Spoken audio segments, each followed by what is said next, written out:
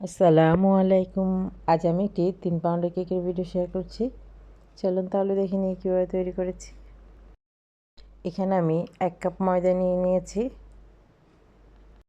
এবার এখানে আমি 1/2 কাপ ময়দা নিয়ে নিয়েছি।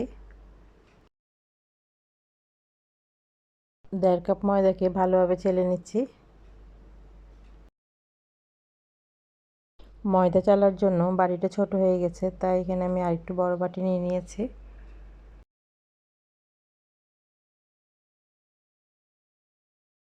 এখানে আমি 1 টেবিল চামচ বেকিং পাউডার দিয়ে দিচ্ছি।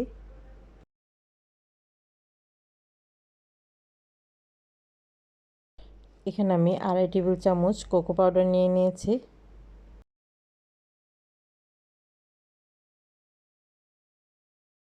এবার কোকো পাউডারটিকেও ভালোভাবে চেলে নিচ্ছি।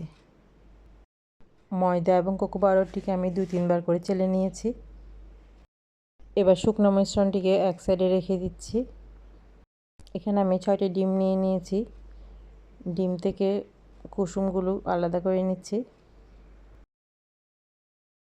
ডিমের সাদা অংশটিকে হালকাভাবে বিট করে নিয়ে এবার অল্প অল্প চিনি দিয়ে ভালোভাবে বিট করে নিচ্ছি।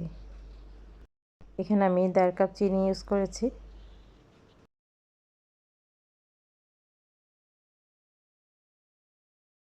ডিমের সাদা অংশটি যখন ভালোভাবে ফোম হয়ে গেছে, এবার এতে আমি চকলেট ইমালশন দিয়ে দিচ্ছি।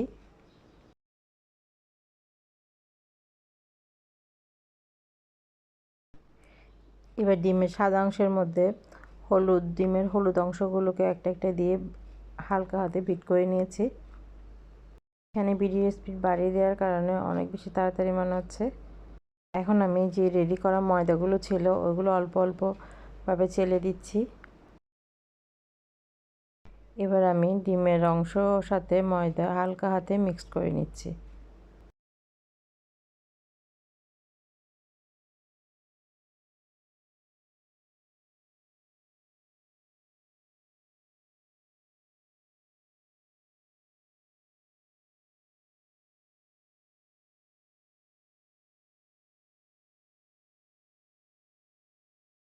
মিশ্রণটি যখন ভালোভাবে মিক্সড হয়ে গেছে, এবার একটি 10 ইঞ্চি মোল্ড নিয়ে নিয়েছি। 10 ইঞ্চি মোল্ডের মধ্যে পুরো ব্যাটারটি আমি ঢেলে দিচ্ছি।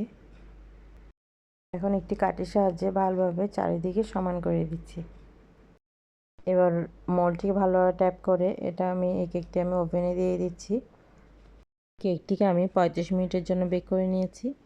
এখন আমি হুইপ ক্রিম নিয়ে নিয়েছি। হুইপ ক্রিমকে ভালোভাবে বিট করে নিচ্ছি।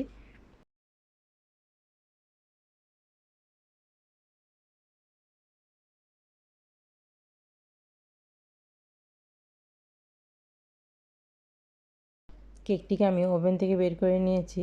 কেকটিকে তিনটি স্লাইস করে নিয়েছি।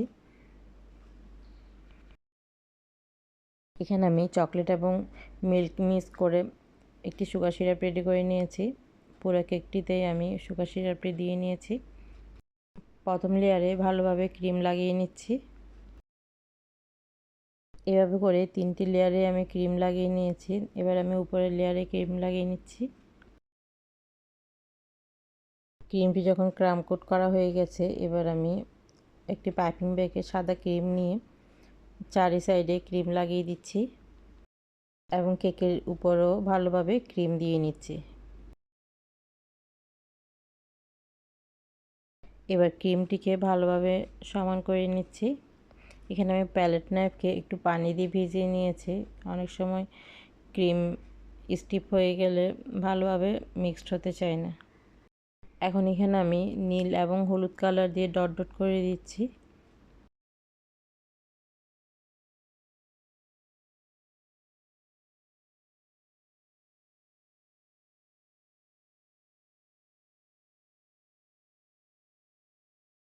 এবার একটি প্যালেট নাইফ দিয়ে জিগজিগ ডিজাইন করে দিচ্ছি।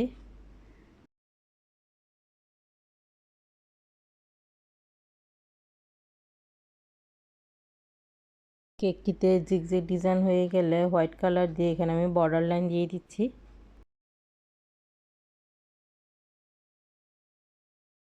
বর্ডার লাইনের উপরে রোজ নজেল দিয়ে ছোট ছোট ফুল করে নিচ্ছি।